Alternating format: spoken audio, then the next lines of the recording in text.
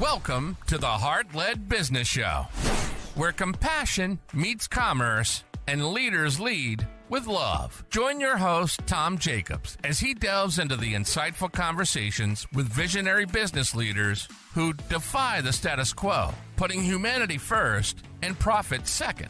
From heartfelt strategies to inspiring stories, this podcast is your compass in the world of conscious capitalism. So buckle up and let your heart guide your business journey. Your headphones, turn up those speakers, folks, because Amanda Harris is in the house today, here to heal your hurdles. This tenacious medical exercise therapist tickles spines and needs knees back to their dancing days. With wisdom from the University of Virginia and the healing hands of Hercules, we'll dive deep into her heart-led business. So let's laugh, learn, and love the lessons of longevity with Amanda Harris. Amanda, welcome to Heart-Led Business Show. Thank you, Tom. I'm happy to be here. Awesome. So, my first question is always the same on this show, which is, what's your definition of a heart-led business? My definition of a heart-led business really starts with doing something that you're basically making a living, doing something that you feel very passionate about, leveraging the gifts that you have to help others. And you're basically making a lifestyle out of it, right? Like you're living doing something that you feel that you were gifted here to do. And so it's kind of like living your dharma in a way, I feel like everybody has a purpose in this world. And I feel like I've got this little knack for what I do. I've got a talent, maybe a little bit of a gift to it. And so I feel very fortunate to be able to make a business out of it, really caring for people and doing something that fills me up. So that's how I would define it. Nice. And I like what you just said there too about leveraging the gifts that we have to help others. I haven't heard that before, and that's really a beautiful way of saying that. So thank you for that gift of words there. Awesome. So tell us exactly what it is that you do then, because it is a little bit different than, just like fitness training, but has that medical aspect to it, which is very niche down. I like it. Oh, well, thank you. So I use movements. We could call them exercise, but I also know that exercise comes with its own separate connotations, as you well know. But basically, I use movement and types of gentle exercise to help people resolve lower back pain, as well as other aches and pains in their body. But I tend to focus on lower back pain. And then I believe the thing that makes my methods unique is that my whole purpose here is to help people not just resolve it, but to keep that resolution ongoing. So be able to manage their body throughout their lifetime. So I don't want them to just, be free of pain in 12 to 16 weeks or whatever it is. I want them to be free of pain, but also know how to manage their body if that pain returns, if they have a setback or if something goes wrong or they find themselves in a pickle and they wind up re-injured. I want them to kind of know what to do next. So really it's about learning how to take care of your body as it is now, not as it was 20 years ago, right? Because most of my clients are in their 40s and beyond. So we have to learn to take care of our bodies as they are now, and then how to manage them going forward so we can continue a healthy, active lifestyle. Okay. Well, that's cool. And is this something that insurance pays for typically? Unfortunately, it's not, for a couple of reasons. One, I'm an exercise physiologist, which although I've had advanced training and I've worked with some really great healthcare practitioners, I am not a licensed healthcare practitioner. So insurance companies won't recognize what I do. And so that's probably the main reason that we, don't get recognized by insurance companies. But the other is that, of course, as a non-licensed provider, I don't do any treatments. And, the insurance landscape is all about treatment. It's all about repair and, treating what's wrong. And I do not just the treating what's wrong, but also, I don't do treatments, right? But I help people manage what's wrong. And then the whole point is to do the preventative work so that they don't have to keep managing reactively. I want them to learn how to manage proactively.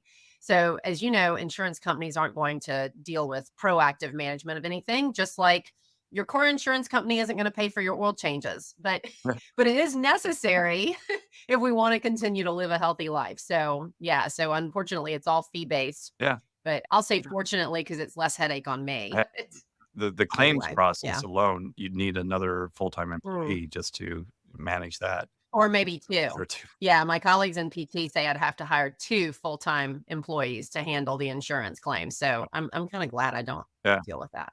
And so the difference Yeah. between what you do and what a physical therapist does is that you're able to just kind of broad look at the root cause of what the issue is and not just where the Mhm. pain is. Is that correct? Did I get that right? Exactly. So, when somebody comes in with a complaint, say about low back pain, which is sort of my favorite topic just because I've been through that journey myself and I get so much thrill out of watching people get beyond it.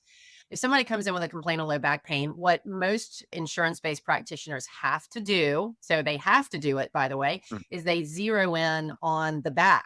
mm, And often the source of the back pain is coming from somewhere else. I mean, it can come from an old ankle injury. It can come from a knee injury that you had a few years ago, maybe a meniscus tear or something like that, or an arthritic knee.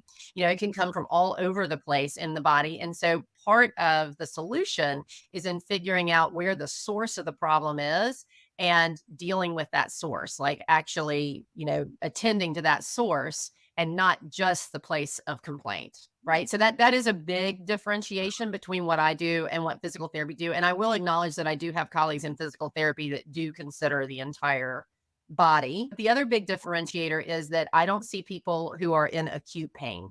So if the injury has just happened or they're fresh out of surgery, that's when there's a lot of pain and inflammation in the body. And that's when you do need medical treatment. And that is not where I come in because often in the acute stages, exercise or movement can actually be irritating to that area. So I come in once they're in what's called the chronic stage, which is like a dirty word. Nobody likes to think of themselves being in chronic right. situations. But really, that's where in those chronic stages, as the pain level starts to decrease some, that's where we can manage the condition with movement and exercise safely and actually help people move forward. Okay. Well, that's very cool. Thanks for that explanation. So, what inspired you to start a medical exercise practice, and what's that journey been like for you? Well, are you asking how I got into the field or how I started my business? Because those are 2 separate stories, and they're both pretty good. Yeah, let's go into the field and then into the business. 'Cause is that the chronological order? Yeah, that would be the development of it. So into the field really started when I was in graduate school. I was teed up to go into cardiac rehab as a profession. That's where a lot of exercise physiologists wind up. When I went into my master's program, I actually didn't think I was going to be interested in cardiac rehab, but I wound up being very fascinated by it. Both my parents had been diagnosed with heart disease. And so I sort of had this underlying mission to figure that out and figure out how to help them navigate that with as little medication as possible. It didn't really work out that way, but it's okay. I got a great education in the process, right? And then I, at the same time, was very interested in athletic training. But at the time, the only thing that athletic trainers could really do was work with sports teams. And I really couldn't see myself on the sidelines of a football field every Saturday. Like, that's really not how I wanted to spend my time. Right. But I was fascinated in the rehab aspects. And I didn't really want to go all the way into physical therapy. So I took a bunch of sports medicine classes Huh. in my graduate program. And I thought for a time I might double major even. And then I sort of stopped that nonsense because that was a whole lot more work. But I did take a lot of sports medicine classes. And so I had this big cardiac background. And then I also had this sports medicine sort of side interest. And so when I came out of graduate school looking for work, I wound up for a short time doing some cardiology work, like actually as a cardiology research coordinator in the hospital. And it's probably when I first learned to sell. You and I had Yeah. a little side conversation before this podcast about sales. And part of what I had to do was consent patients. And that's sales is Mhm. helping the patient understand the risks and then see if they're interested in being in the study. So I did that for a couple of years, but it really wasn't lighting me up. I was getting kind of sad and feeling unfulfilled about it because I would follow those patients for up to 72 hours and I'd never see them again. Wow. And I really wanted to do more with people. I felt like I was supposed to do more with people with all that I had learned. And so my husband, who was my boyfriend at the time, asked me a really critical question. I was probably 27 at the time. And he said, if you had all the money in the world and you never had to work for a dime for the rest of your life, what would you do? And my answer to him was, I think I would help individuals get back on track with being able to be active and healthy and exercise. And he says, well, what does that look like? And I said, well, I can't go into physical therapy because I didn't get a physical therapy degree and I never, finished the whole sports medicine track. But I think I would do something in the exercise field where I could help bridge that distance between like really good rehab care and a more healthy, robust, active life, whether it's in the gym or in sport or just, leisure activities, like what we classify as leisure activities. So he said, well, where would you do that? Right. Like these are all great coaching questions. That's great. And at the time, the only thing I could come up with was a health club. And so that's what I did. I basically got a job in a health club as a trainer Mm. and was quickly recognized as being probably the most overqualified trainer in the building because I had a master's degree in exercise physiology. And they were all looking at me like, where did you come from and why are you here? Yeah. But that's really what Greedy. started it. And very quickly I met the lead physical therapist from a PT clinic that was actually in that business that was a tenant in the health club. And she looked at me and said, listen, I need help transferring people from physical therapy into these gym memberships. And she said, quite frankly, there's a lot of resistance because people are afraid they're going to hurt themselves. But if you will spend 10 hours a week in my clinic understudying me, I will pipeline you business. Well, Tom, I got so enthralled with what she was teaching me. I was spending 20 hours a week in that clinic outside my normal work hours. And she was true to her word. And I became the fastest growing trainer that club ever had because I was the post rehab person. Mm. So that's kind of the nutshell of how I got into that field. It was kind of exciting and thrilling at the time because I sort of felt like I was making my own way. I later found out there was this whole thing called medical exercise, but back then it was in its infancy Oh, because this was in the mid 90s. So it was pretty new back then. Actually late 90s, I guess. But yeah, it was pretty new back then. oh, that's really cool. So when you became the busiest trainer at that club, were you the Mhm. most expensive trainer at the club too? Yes. Yeah. Yes. I hear that a lot, that a lot of trainers are afraid to charge the rates, and the ones that have the master's degrees and the, Mhm. the further certifications like you do, they're afraid to charge what they're really worth. But when they do, you Mhm. become the busiest. Yeah. I did kind of get the feel for what the rates were in the club at the time. I'm not even sure I could remember at this point.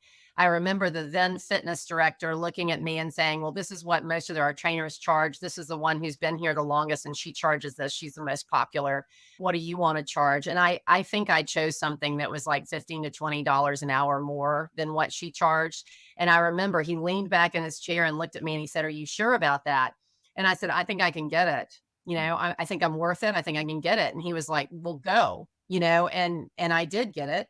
And it was great. As you and I have talked, I think you've got a feel for me now. I know your listeners don't yet, but they will. I throw myself into my sessions.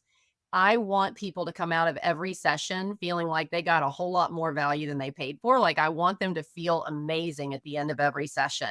And my clients, my in-person clients all know how disappointed I get because it only happens every once in a blue moon if somebody leaves here not feeling a whole lot better than they walked in. Like if they leave saying, I do feel better, but I can still feel a little discomfort. And, I know it'll go away eventually, but I wish I felt a little better. I always get more down than they do. And they usually wind up saying, but it's okay. Like, really, I'm going to be okay. It's like, yeah, but I want you to feel amazing. Right. So, yeah, I guess I just didn't feel that there was any reason I shouldn't charge what I felt like that experience would be worth. That's great.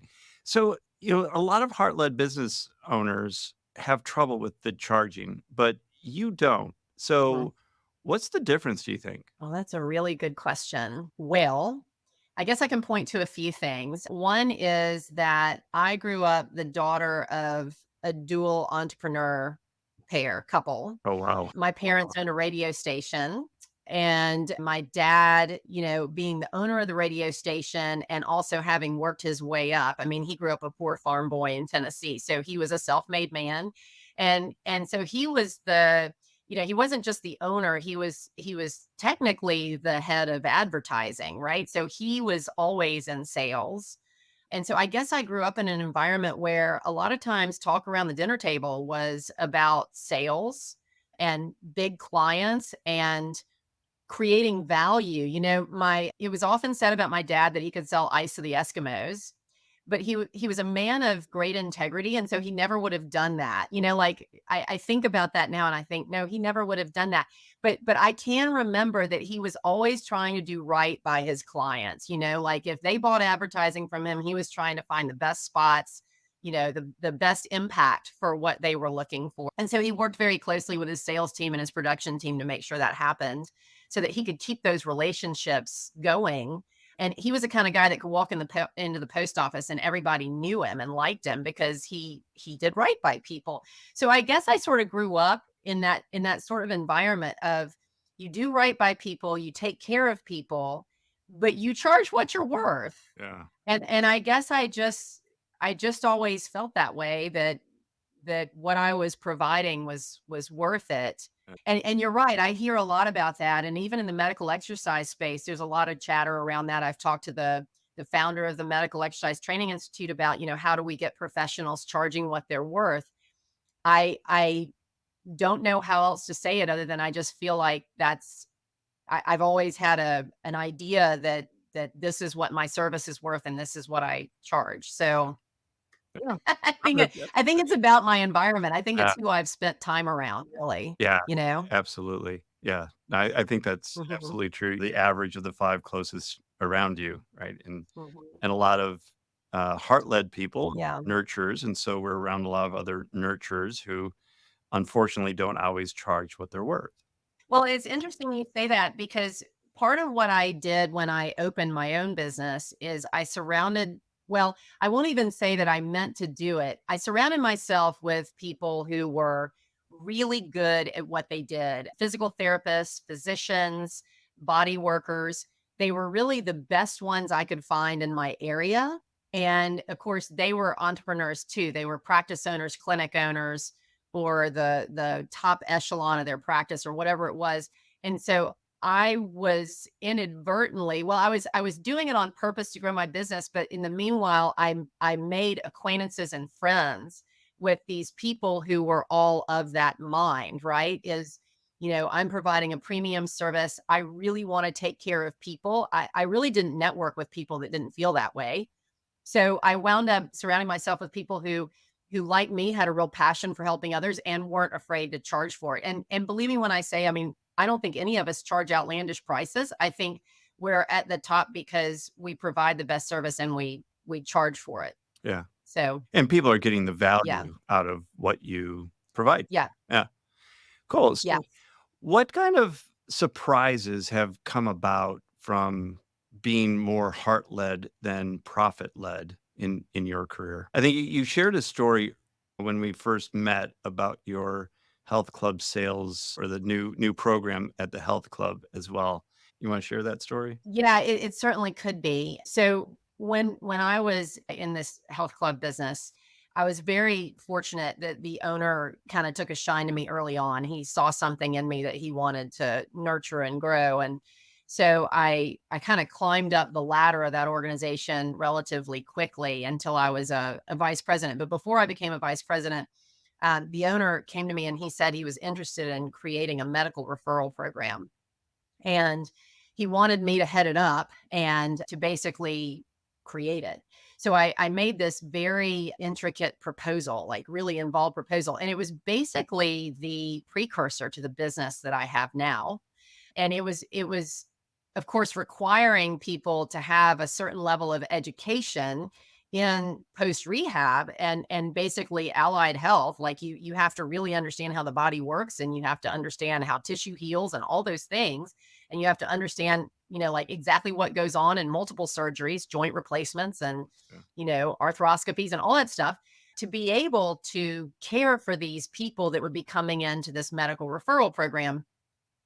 And so I had this whole thing outlined, everything from like education program, that the trainers or practitioners would have to go through, all the way to the various different like arms of the program, like how we would handle joint replacement versus arthroscopy versus metabolic syndromes like diabetes and heart disease and things like that.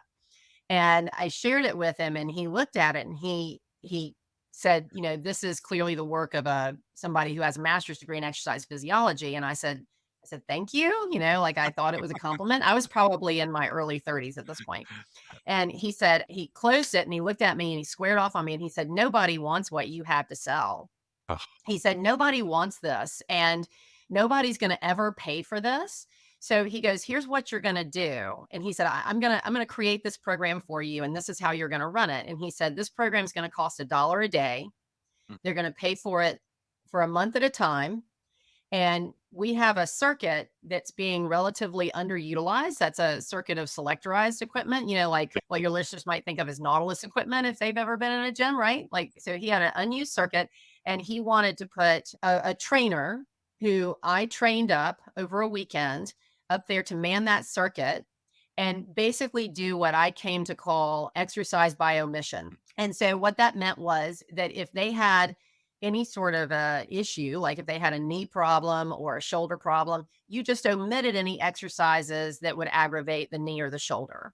So it was really kind of a babysitting surf that would get you exercising without hurting your sore spot or your surgical spot or whatever. It wasn't really meant to make you better. Mhm. And honestly, looking back on it, Tom, I can say I see where he was going with that. He was trying to get people who would not normally come to a gym to come to the gym. Yep. And get addicted to some sort of exercise and then buy a membership and that would feed his membership machine.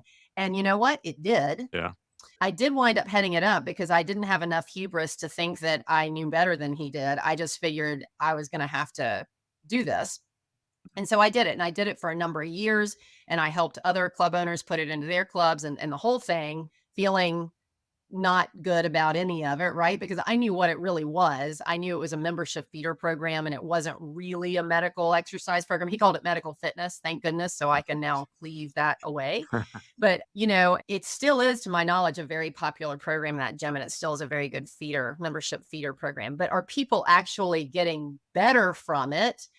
Maybe in the sense if they're actually gravitating toward exercise and they didn't used to, that's like a generalization. But what I wound up doing when I left the health club company, because I did get to a point where I just couldn't, I was seeing people who really needed me. And I could tell that a lot of these people who were coming from physicians, I waited until like 85% of my clientele was coming from outside of the club. Oh. So I had physicians and PTs and OTs referring business to me. And these people were coming into this big fitness club that saw 1,500 visits a day. And they were looking around at this beautiful club, right? Gorgeous club. And they were like, oh my God, I don't think I want to be here. Yep. It was very scary, very intimidating to them, even though the club really prided itself on being a non-intimidating atmosphere. You can't help it. It's a huge honking club. So I decided at that point, I needed to go out on my own and create a space where folks could feel comfortable coming in, however they showed up, whether it was with a walker or whether it was with a limp or whether they were 30 or 50 pounds overweight. Like I didn't care. I wanted them to be able to come in and know they were going to get great care. And so that's when I broke off and I wound up doing exactly what he told me would never make any money, that nobody would pay for. And I've enjoyed really good success and proving success over the past 10 years. So a little satisfaction in proving him wrong, right? Exactly. What was that transition like then from working at a club to going on your own?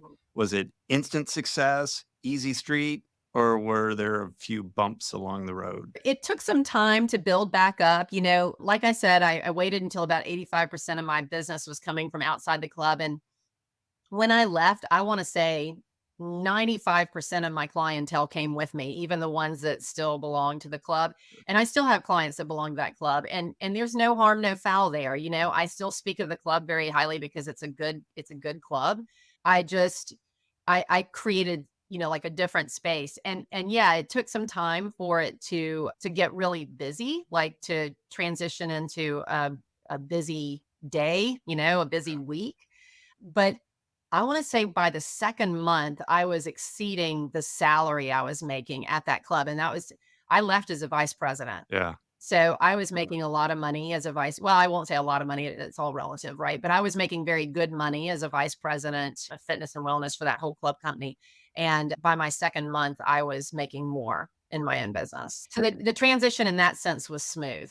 But I would say, like other things, all the growing pains of starting your own business, definitely there was a learning curve there. But Yeah. I again am very grateful to that company owner, because when I left that business, I knew my way around a balance sheet and a P&L, and I understood what it meant to make money or not make money. And so I felt like, from a business standpoint, I was probably better prepared than a lot of folks. So Yeah. I'm grateful for that. That's a really great point. We'll emphasize that a little bit more, that having that Mhm. education on the Yeah.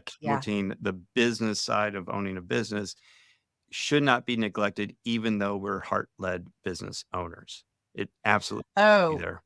very definitely, like, super important. I mean, you've got to know your numbers, because you are of no service to your people, to your clients, to the people you're serving, if you can't stay in business. Right. Like, you can't, Yeah. you got to stay in business. Yeah. So Selling is yeah, serving, and that's yeah, in my book too.